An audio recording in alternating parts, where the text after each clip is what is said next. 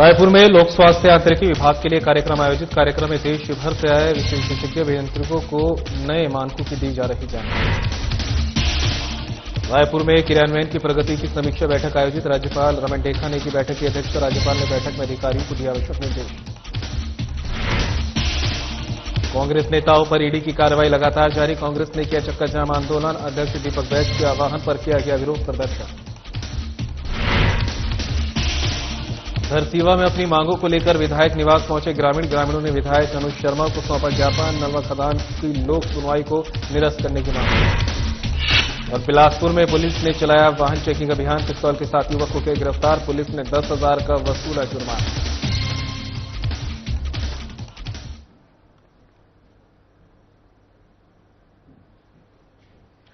नमस्कार, अमर छत्तीसगढ़ लेकर मैं हूं आपके साथ संदीप निरंजन सरकार। उप मुख्यमंत्री और लोक स्वास्थ्य यांत्रिकी मंत्री अरुण साव आज भारतीय मानक ब्यूरो द्वारा लोक स्वास्थ्य यांत्रिकी विभाग के अभियंताओं के लिए आयोजित क्षमता निर्माण कार्यक्रम में शामिल हुए। भारतीय मानक ब्यूरो के रायपुर कार्यालय द्वारा रायपुर के नवीन विश्राम भवन में 21 जुलाई और 22 जुलाई को 2 दिवसीय इस कार्यक्रम का आयोजन किया गया है। देश भर से आए विशेषज्ञ कार्यक्रम में पीएचई के अभियंताओं को जल प्रदाय योजना और प्रयुक्त सामग्री और कार्यों के नए मानकों की जानकारी दे रहे लोक स्वास्थ्य यांत्रिकी विभाग के प्रदेश भर के 120 से अधिक अभियंता इसमें हिस्सा ले रहे हैं, जिनमें मुख्य अभियंता से लेकर अधीक्षक अभियंता, कार्यपालन अभियंता और सहायक अभियंता शामिल है। वहीं उप मुख्यमंत्री अरुण साव ने क्षमता निर्माण कार्यक्रम को संबोधित करते हुए अभियंताओं से कहा कि तेजी से बदलती दुनिया में नए मानकों और नवाचारों से अपडेट रहना जरूरी है। एक इंजीनियर के रूप में समसामयिक तकनीकी पहलुओं और उनके नवीन मापदंडों की जानकारी आवश्यक है।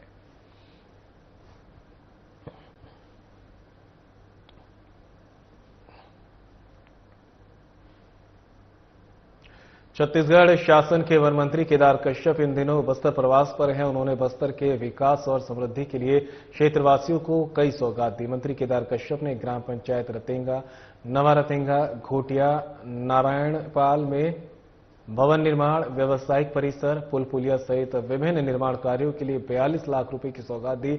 बस्तर के विकास के लिए सड़कों का सुधार और निर्माण कार्य जारी है। वहीं वन मंत्री केदार कश्यप ने क्षेत्रवासियों से कहा कि सड़क निर्माण और सुधार कार्य साय सरकार में तेजी से चल रहा है। छत्तीसगढ़ में विष्णुदेव साय सरकार द्वारा प्रदेश के अनुसूचित जनजाति वर्ग के आर्थिक उन्नयन और उन्हें दुग्ध सहकारिता से जोड़ने के लिए प्रथम चरण में बस्तर क्षेत्र के 6 जिलों के 325 परिवारों को 650 दुधारू पशु प्रदान की योजना एनडीडीबी के साथ मिलकर तैयार की गई है। इसके साथ ही उन्होंने कहा कि एक पेड़ मां के नाम अभियान 2.0 के तहत अब तक हमने 1 करोड़ 7 लाख पौधों का वृक्षारोपण का लक्ष्य प्राप्त किया है।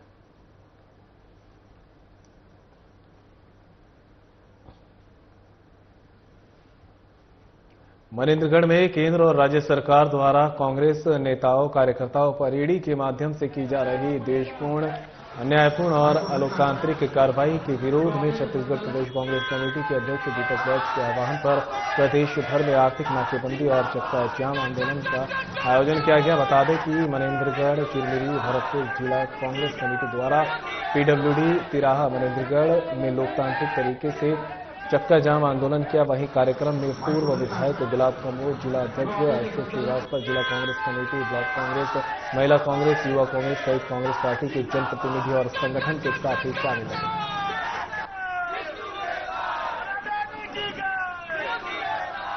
तो तस्वीर आप देख सकते हैं जिस तरह से कांग्रेस ने यहां पर मोर्चा खोला है। प्रदेश भर में प्रदर्शन किया जा रहा है। साथ ही केंद्र और राज्य सरकार पर सरकारी तंत्र के दुरुपयोग का भी आरोप लगाया जा रहा है। मनेन्द्रगढ़ में केंद्र और राज्य सरकार द्वारा कांग्रेस नेताओं कार्यकर्ताओं पर ईडी के माध्यम से की जा रही देशपूर्ण, अन्यायपूर्ण और अलोकतांत्रिक कार्रवाइयों के विरोध में छत्तीसगढ़ प्रदेश कांग्रेस कमेटी के अध्यक्ष दीपक बैज के आह्वान पर प्रदेश भर में आर्थिक नाकेबंदी और चक्का जाम कर आंदोलन किया गया।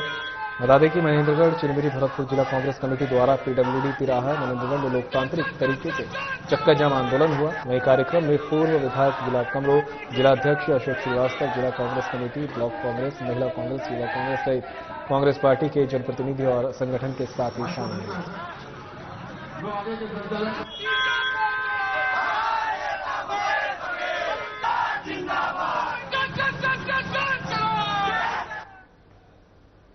बलरामपुर जिले के शंकरगढ़ में ईडी के खिलाफ युवा कांग्रेस के जिला अध्यक्ष ब्रजेश यादव द्वारा चक्का जाम कर विरोध प्रदर्शन किया गया और उन्होंने ये भी कहा है कि अगर चेतन बघेल को जल्द से जल्द रिहा नहीं करते हैं तो कांग्रेस उग्र आंदोलन करेगी। इस दौरान उन्होंने बिजली पर भी अपनी प्रतिक्रिया दी है और कहा कि जब से राज्य में बीजेपी की सरकार है तब से बिजली के बिल दोगुने कर दिए गए हैं। ये सरकार किसान विरोधी है।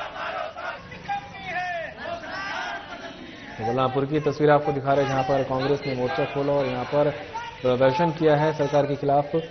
शंकरगढ़ में ईडी के खिलाफ युवा कांग्रेस के जिला अध्यक्ष ब्रजेश यादव द्वारा चक्का जाम कर विरोध प्रदर्शन किया गया और उन्होंने ये भी कहा कि अगर चैतन्य बघेल को जल्द से जल्द रिहा नहीं करते तो कांग्रेस उग्र आंदोलन करने पर मजबूर होगी। इस दौरान उन्होंने बिजली के मुद्दे को लेकर भी प्रदेश सरकार पर निशाना साधा। कहा कि राज्य में जब से बीजेपी की सरकार आई है तब से बिजली के बिल दोगुने कर दिए गए हैं। इसके साथ ही उन्होंने सरकार पर किसान विरोधी होने का भी आरोप लगाया।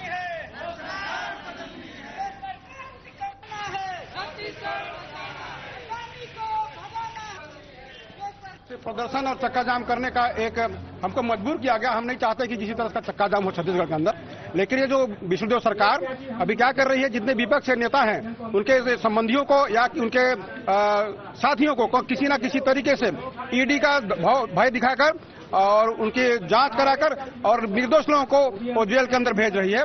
इसी के प्रतिकार के लिए विरोध स्वरूप हम लोग आज यहाँ पर चक्का जाम किए थे। पूर्णतः शासन और प्रशासन की होती है, क्योंकि हम लोग गांधीवादी तरीकों से हमारे पास हथियार क्या है, हम तो बैठ सकते हैं रोड पे ही। हमारे कांग्रेस पार्टी खुद सड़क से लेकर सदन तक की लड़ाई लड़ती है। प्रदेश व्यापी आज ये आंदोलन था, उसी क्रम में हम लोगों ने आज शंकरगढ़ में जिला स्तरीय चक्का जाम किया था।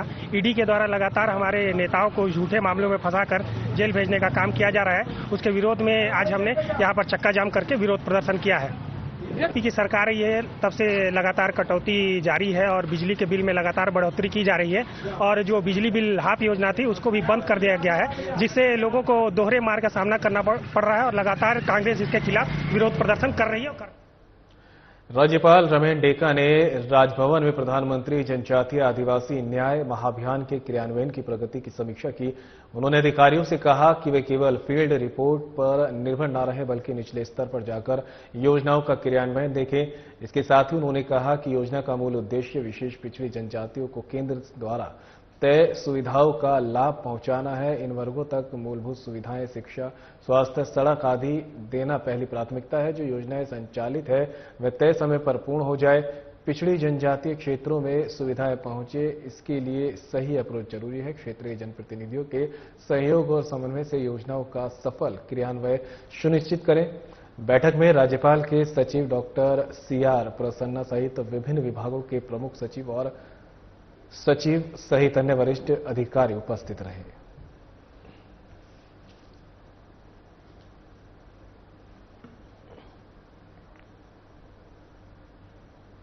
दरसीवा में messrs Nalwa steel and power limited खदान के लोक सुनवाई के निरस्त करवाने की मांग को लेकर क्षेत्रवासियों ने विधायक निवास पहुंचकर विधायक अनुज शर्मा को ज्ञापन सौंपा। ग्रामीणों ने विधायक के समक्ष अपनी समस्याओं को बताते हुए कहा कि messrs Nalwa steel and power limited के खदान से आसपास के हमारे 6 गांव प्रभावित होंगे। सभी दिशाओं को इससे होने वाले ध्वनि प्रदूषण और ब्लास्टिंग के कारण विस्फोट के इस्तेमाल से चट्टानों में होने वाले कंपन की मात्रा से पूरे गांव के घरों की नींव टूट जाएगी और सभी गांवों के मकानों की नींव बनाने में भूकंप विरोधी विधि का उपयोग नहीं हुआ है। प्रस्तावित खनन 2 शिफ्ट में किया जाएगा, अर्थात खनन और बाहरी वाहन का परिवहन, ट्रक इत्यादि माध्यम रात्रि के उपरांत भी चलेगा। ग्रामीणजनों की दिनचर्या पूरी तरह ध्वस्त हो जाएगी। इन सभी समस्याओं को देखते हुए हमारी मांग है कि ये नलवा खदान की लोक सुनवाई को निरस्त किया जाए।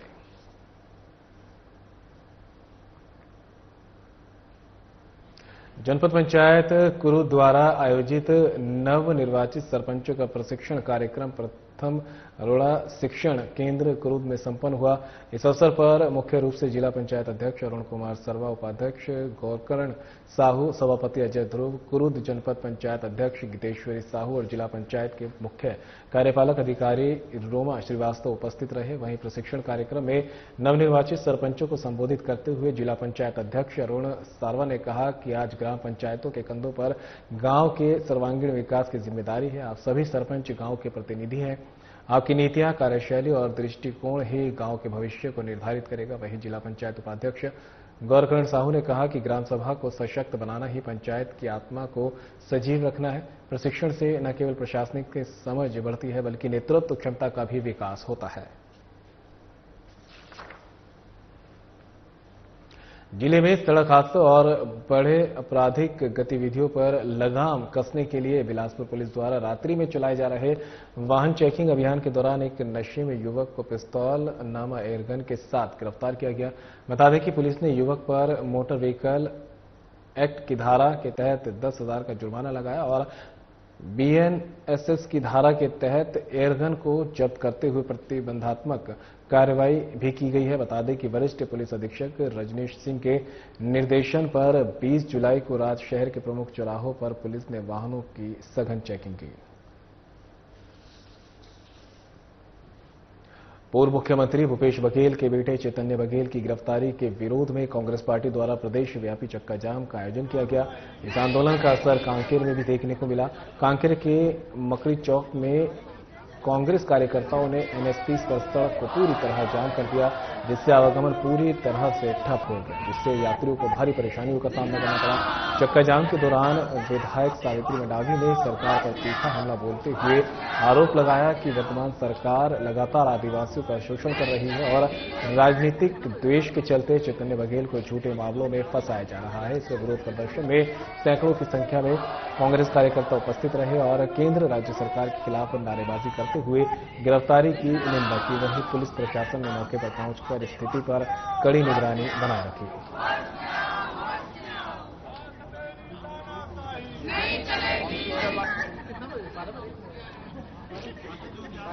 तो कांकेर से आप तक की खबर पहुंचा रहे, जहां पर लगातार कांग्रेस ने पूरे प्रदेश में चैतन्य बघेल की गिरफ्तारी को लेकर मोर्चा खोला हुआ है। इसी कड़ी में कांकेर में भी कांग्रेस का प्रदर्शन देखने को मिला। केंद्र और राज्य सरकार के खिलाफ ये नारेबाजी की गई है और सरकारी तंत्र के दुरुपयोग का यहां पर आरोप लगाया गया है। पूर्व मुख्यमंत्री भूपेश बघेल के बेटे चैतन्य बघेल की गिरफ्तारी के विरोध में कांग्रेस ने प्रदेशव्यापी चक्काजाम का आयोजन किया। इस आंदोलन का असर कांकेर में भी दिखा है।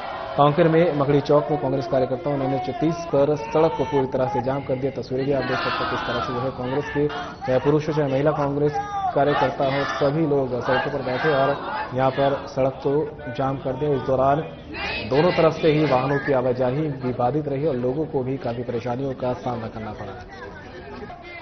वहीं चक्काजाम के दौरान विधायक सावित्री मंडावी ने सरकार पर तीखा हमला बोला और कहा कि वर्तमान सरकार लगातार आदिवासियों का शोषण कर रही है और राजनीतिक द्वेष के चलते चैतन्य बघेल को झूठे मामलों में फंसाया जा रहा है। इस विरोध प्रदर्शन में सैकड़ों की संख्या में कांग्रेस कार्यकर्ता उपस्थित रहे और केंद्र राज्य सरकार के खिलाफ नारेबाजी करते हुए गिरफ्तारी की निंदा की गई है।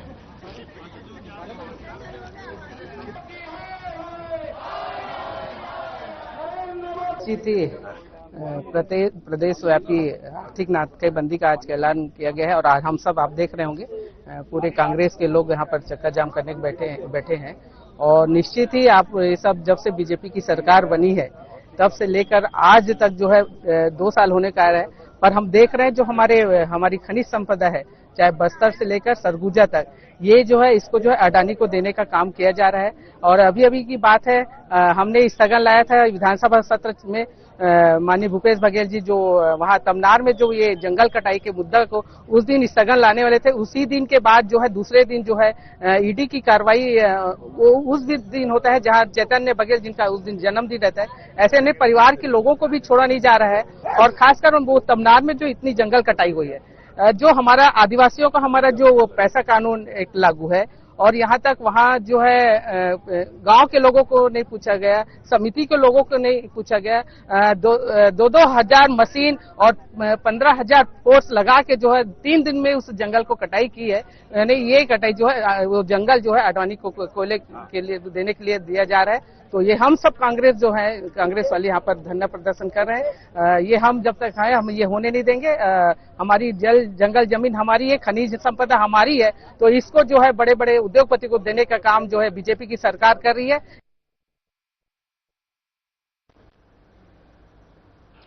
स्वामी आत्मानंद उत्कृष्ट अंग्रेजी माध्यम विद्यालयों में कार्यरत संविदा शिक्षकों और कर्मचारियों ने आज छत्तीसगढ़ स्वामी आत्मानंद संविदा शिक्षक एवं कर्मचारी संघ के बैनर तले 1 दिवसीय सांकेतिक धरना प्रदर्शन किया और मुख्यमंत्री विष्णुदेव साय के नाम जिला कलेक्टर के माध्यम से ज्ञापन सौंपा। बता दें कि धरना संघ के प्रदेश अध्यक्ष दुर्योधन यादव के मार्गदर्शन, बस्तर संभाग अध्यक्ष राहुल कुमार पांडे के निर्देशन और कोंडागांव जिलाध्यक्ष प्रकर्ष राव पतकी, जिला सचिव यशवंत चौहान के नेतृत्व में आयोजित किया गया। कार्यक्रम में जिले के विभिन्न स्वामी आत्मानंद स्कूलों से आए संविदा शिक्षक और कर्मचारी भारी संख्या में उपस्थित रहे। धरना के माध्यम से संघ ने अपनी 2 सूत्रीय प्रमुख मांगों को दोहराया और पहली मांग नियमित वेतन वृद्धि, वेतनमान निर्धारित की है, जिसमें शिक्षकों ने बताया कि वे विगत कई वर्षों से पूर्णकालिक सेवाएं दे रहे हैं, लेकिन उन्हें न तो वेतनमान मिला है और न ही कोई वार्षिक वेतन वृद्धि सुनिश्चित की गई है।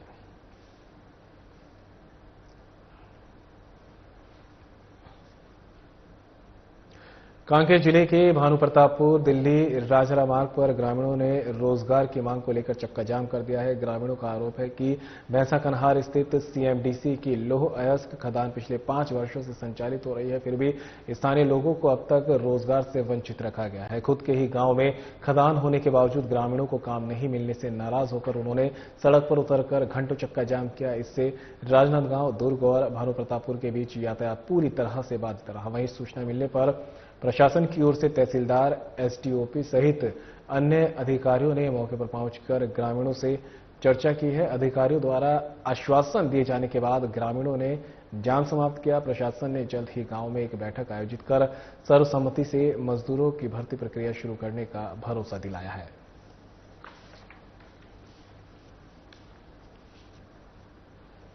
जिला धमतरी को लेडीज क्लब की वर्ष 2025 से 2026 के नवगठित समिति का गठन किया गया है, जहां विभिन्न मनोरंजन कार्यक्रम के साथ में शपथ ग्रहण समारोह भी संपन्न हुआ है। सर्वप्रथम सरस्वती के चित्र पर माल्यार्पण कर पूजन तत्पश्चात क्लब की प्रार्थना की गई है। उसके पश्चात अध्यक्ष श्रद्धा कश्यप, सचिव काजल सिंह ने अपनी विगत वर्षों की कार्य उपलब्धियों को सभा के समक्ष रखा है। तत्पश्चात क्लब की संचालिका उषा गुप्ता द्वारा नई संरक्षिका कामिनी कौशिक का नाम घोषित किया गया। बता दें कि नवगठित समिति को उसके कर्तव्य का स्मरण करते हुए संचालिका उषा गुप्ता द्वारा विधिवत शपथ ग्रहण कराया गया है। वहीं नवनिर्वाचित संरक्षिका ने अपने संबोधन में क्लब को सबके विकास में गति प्रदान करने का आश्वासन दिया है और क्लब की संचालिका उषा गुप्ता, अध्यक्ष काजल सिंह, सचिन साधना साहू, कोषाध्यक्ष रचना नायडू का स्मृति चिन्ह देकर सम्मान किया गया है। साथ ही टीम द्वारा भी संरक्षिका और संचालिका को शॉल स्मृति चिन्ह देकर सम्मानित किया गया।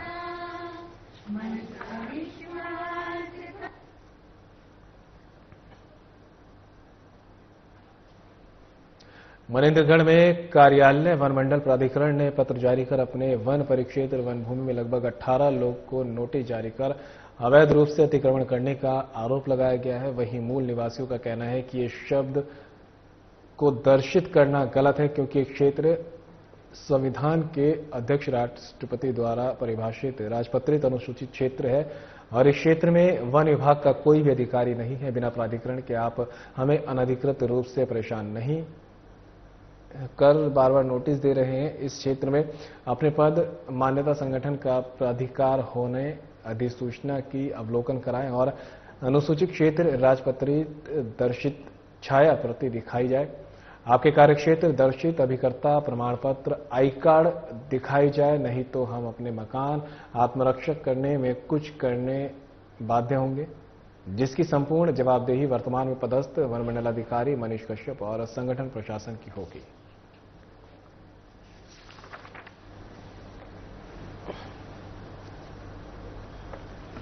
हमारी मांग घर छाया का मांग है और हम बरसों से रह रहे हैं, लेकिन बार बार आवेदन दे दे के हम आवेदन दे दे के थक गए हैं।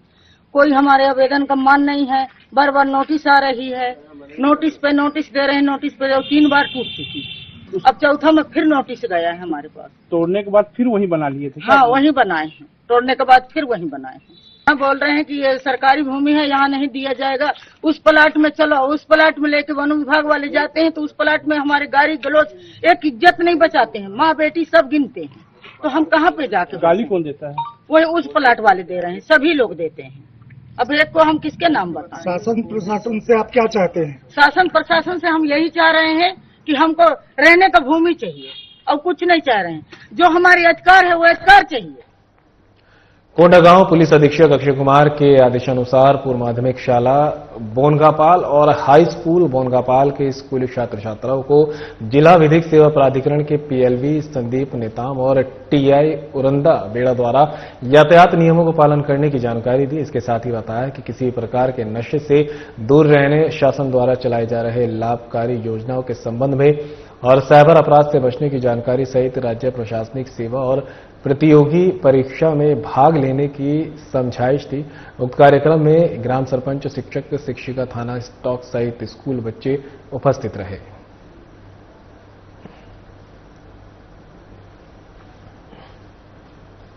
शासकीय स्वामी आत्मानंद उत्कृष्ट हिंदी और अंग्रेजी माध्यमिक विद्यालय हलवा में संकुल स्तरीय शाला प्रवेश उत्सव कार्यक्रम का भव्य आयोजन संपन्न हुआ। कार्यक्रम की शुरुआत दीप प्रज्वलन और सरस्वती वंदना के साथ हुई। मुख्य अतिथियों ने बच्चों को शुभकामनाएं दी और शिक्षा के क्षेत्र में आगे बढ़ने के लिए प्रेरित किया। वहीं बताया गया कि इस वर्ष के प्रवेश उत्सव ने विद्यार्थियों में नई ऊर्जा और उत्साह का संचार किया है। सभी बच्चों के चेहरे पर मुस्कान देखने को मिली और वे खुशी से झूमते नजर आए। बता दें कि विद्यालय प्रबंधन द्वारा सभी विद्यार्थियों को पाठ्यक्रम अनुसार पुस्तकें वितरित की गई। इसके साथ ही परीक्षा में उत्कृष्ट प्रदर्शन करने वाले विद्यार्थियों का सम्मान भी अतिथियों के करकमलों से किया गया है, जिसके छात्रों में आत्मविश्वास और प्रोत्साहन की भावना जागृत हुई है। वहीं कार्यक्रम के सफल आयोजन के लिए विद्यालय स्टाफ, पालकगण और ग्रामवासियों का विशेष सहयोग रहा।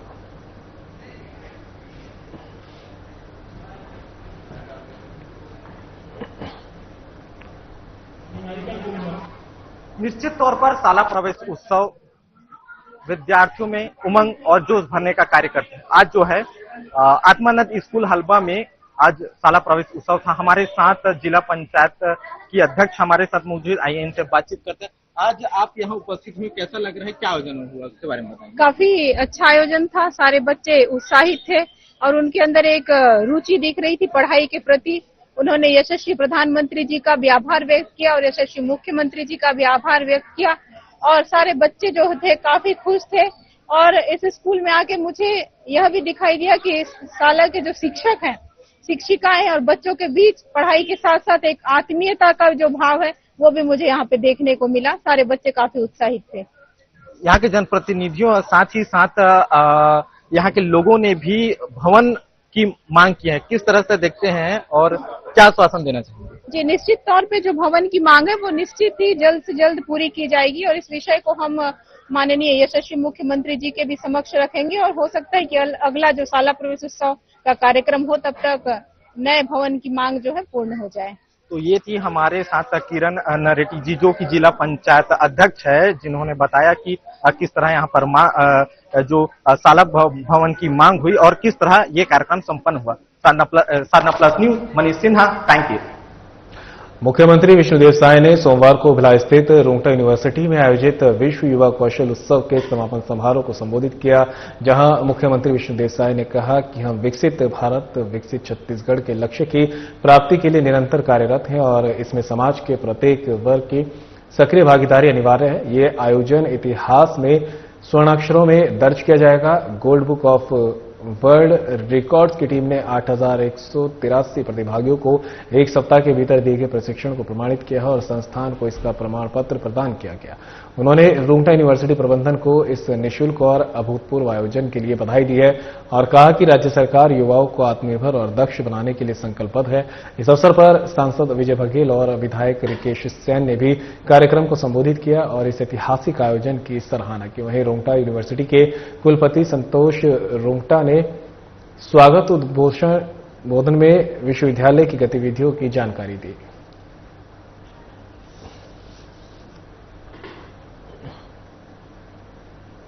मुख्यमंत्री विष्णुदेव साय रायपुर स्थित सरदार बलबीर सिंह जुनेजा इंडोर स्टेडियम में आयोजित वाको इंडिया राष्ट्रीय किक बॉक्सिंग चैंपियन के समापन और पुरस्कार वितरण समारोह में सम्मिलित हुए। वहीं मुख्यमंत्री साय ने देश के 28 राज्यों से आए लगभग 1200 प्रतिभागियों और 300 कोचों का भगवान श्री राम की ननिहाल और माता कौशल्या की पावन धरती छत्तीसगढ़ में हार्दिक स्वागत किया और कहा कि ये राज्य का सौभाग्य है कि वाको इंडिया राष्ट्रीय किक बॉक्सिंग फेडरेशन ने इस प्रतिष्ठित आयोजन के लिए छत्तीसगढ़ को चुना है।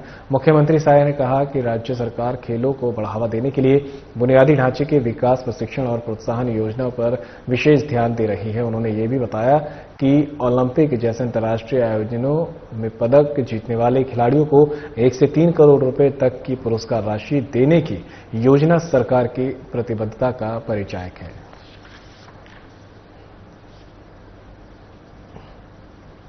छत्तीसगढ़ के लिए बड़ा सौभाग्य का विषय है कि किक बॉक्सिंग का राष्ट्रीय प्रतियोगिता का समापन और आयोजन हमारे छत्तीसगढ़ में 16 तारीख से लेकर आज 20 तारीख तक हुआ। और बुलेटिन में मेरे साथ इतना ही, दीजिए इजाजत, नमस्कार।